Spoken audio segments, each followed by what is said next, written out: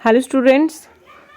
आज का टॉपिक जो है हमारा यहाँ पर आप देख सकते हैं यहाँ पर कि हमारा टॉपिक रहने वाला है अल्फ़ाबेट टेस्ट। ठीक है, जैसे कि मैंने आपको ये करवाया था बट आपको फिर से यहाँ पर रिपीट यहाँ पर मैं पूछूंगी, कुछ क्वेश्चंस यहाँ पर आपको दूंगी तो आप वो उनको सॉल्व करके यहाँ पर आपने मुझे बताना है कि आपका जो है मतलब आपको समझ आई है कि नहीं आई है। ठीक है, जिस तरह से मैंने आपको समझाया है। अब देखिए position number of letter in English alphabet. तो यहाँ पर देखिए आपको यहाँ पर ABCD पूरी अल्फ़ाबेट यहाँ पर लिखी गई है। ठीक है, तो पूरी अल्फ़ाबेट यहाँ पर लिखी गई है, नंबरिंग यहाँ पर दी गई है ताकि आपको जो है ये मैं आपको PDF यहाँ पर दूंगी आपको, तो आपको जो है यहाँ पर कंफ्यूजन ना हो कि कौन सा नंबर जो है, बट आपको जो है यहाँ पर याद रखना है कि कौन सा अल्फ़ाबेट कौन से नंबर पर आता है। ठीक है, तभी आपको पेपर में जो है यहाँ पर इजी होगा। आगे देखिए ये आपका जो आ गया यहाँ पर पोजीशन नंबर, अब ये है रिवर्स ऑर्डर। ठीक है, जैसे कि मैंने आपको यहाँ पर बताया था कि Z की यहाँ से मतलब उल्टी काउंटिंग आपको शुरू करनी है, यानी कि रिवर्स। ठीक है, तो इस तरह का टेबल अगर आप याद रखोगे तो आपको जो है यहाँ पर रीजनिंग में इजी हो जाएगा। ठीक है, तो इस चाहे आप इसको नोटबुक पे नोट डाउन कीजिए या फिर इसको माइंड में रखिए अपने। चलिए अब इसी के रिलेटेड जो है आगे हम यहाँ पर देख लेते हैं और भी जो है यहाँ पर देखिए वी नो AEIOU, यानी कि आप जानते हो कि AEIOU जो है ये वॉवल्स हैं हमारे इंग्लिश अल्फ़ाबेट के। ठीक है, और बाकी जो रहते हैं हमारे AEIOU के सिवा वो हैं हमारे कॉन्सोनेंट। ठीक है, अब यहाँ पर देखिए A से लेकर M तक जो भी लेटर आता है उनको कहते हैं हम first half of English alphabet. तो आपको क्वेश्चन कभी पूछा जा सकता है कि बताऊंगी मैं आपको किस तरह का क्वेश्चन आ सकता है, बट आपको ये भी याद रखना है कि A से लेकर M तक जितने भी लेटर यहाँ पर आते हैं उनको यहाँ पर first half of English alphabet कहा जाता है। याद रखना फर्स्ट हाफ। ठीक है, अब N से लेकर Z तक जो हैं यहाँ पर लेटर्स उनको कहा जाता है second half of English alphabet. ठीक है, क्या कहा जाता है? Second of A to M यहाँ पर आगे फर्स्ट हाफ और सेकेंड हो गया N to Z। ठीक है, अब यहाँ पर देखिए A to Z तक जो है यहाँ पर उनको कहा जाता है left to right of English alphabet. याद रखिएगा यहाँ पर A to Z तक जो भी लेटर्स हैं यहाँ पर 26 लेटर्स हैं तो उनको कहा जाता है left to right English alphabet. ठीक है, अब जब रिवर्स यहाँ पर देखा जाए Z to A तो उनको कहा जाता है right to left English alphabet. ये ध्यान में रखोगे तो तभी आपको जो मैं यहाँ पर क्वेश्चन दूंगी तो आप सॉल्व कर पाओगे। ठीक है, नेक्स्ट यहाँ पर देखिए ये पोजीशन अपोजिट लेटर हैं, ये आपको याद रखने हैं। A to Z और A to Z को क्या कहते हैं, CX क्या है, EV जैसे शॉर्ट फॉर्म GT।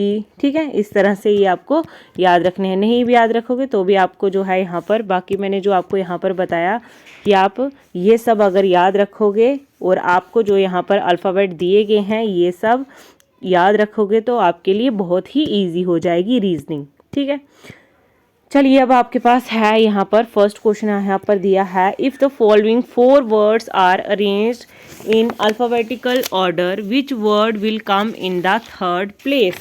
अब यहाँ पर बोला गया है कि अगर यहाँ पर आपको अगर अल्फ़ाबेटिकली जो है यहाँ पर ये जो आपको ऑप्शन दिए गए हैं अल्फ़ाबेटिकली आप यहाँ पर अरेंज करते हो तो आपका जो है यहाँ पर थर्ड नंबर पर कौन सा यहाँ पर वर्ड आता है। ठीक है, तो सबसे पहले आप यहाँ पर देख सकते हैं जैसे हम डिक्शनरी में यहाँ पर वर्ड सर्च करते हैं, कैसे करते हैं डिक्शनरी में वर्ड सबसे पहले अल्फ़ाबेटिकली होते हैं, जैसे A से अलग, B से, फिर B, फिर C, D, इस तरह से आपको पता है कि इस तरह से सर्च किए जाते हैं। और यहाँ पर E है लेटर फर्स्ट तो E से पहले A आएगा, फिर E जो है B आएगा, आगे भी जो है वहाँ से भी आपको जो है अरेंज करना पड़ता है। तो इस तरह से आप सर्च करोगे तो आपका जो है यहाँ पर इसमें सही आंसर आ जाएगा इलेक्ट्रिक। ठीक है, इलेक्ट्रिक जो है आपका ये आपका आंसर सही हो जाएगा, ये थर्ड नंबर पर आता है इलेक्ट्रिक। ठीक है, अब यहाँ पर देखिए आगे नेक्स्ट क्वेश्चन आपको पूछा गया है। ठीक है, नेक्स्ट क्वेश्चन है arrange the given words in alphabetically order and choose the one that comes at the second place. अब इसमें क्वेश्चन में पूछा गया है, इसमें भी आपको अल्फ़ाबेटिकली ऑर्डर में यहाँ पर देखना है और यहाँ पर जो सेकंड नंबर पर यहाँ पर जो आएगा तो वो आपका आंसर हो जाएगा। ठीक है, अब बताइए कि इसमें से जो है सेकंड जो है नंबर पर कौन सा आ सकता है, तो आपका वो है ऑप्शन डी, बैनिशिंग। ठीक है, अब किस तरह से आएगा वो भी यहाँ पर आपको बताएंगे।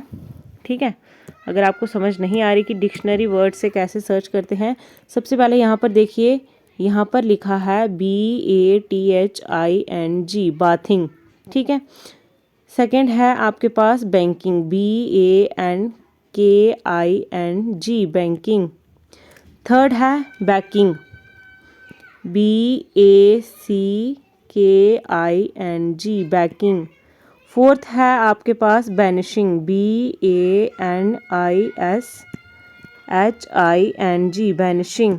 ठीक है, अब यहाँ पर देखिए बी फर्स्ट लेटर जो है ये सब में है, थोड़ा यहाँ पर कलर ले लेते हैं ताकि आपको समझ आए। बी जो है ये सब में है।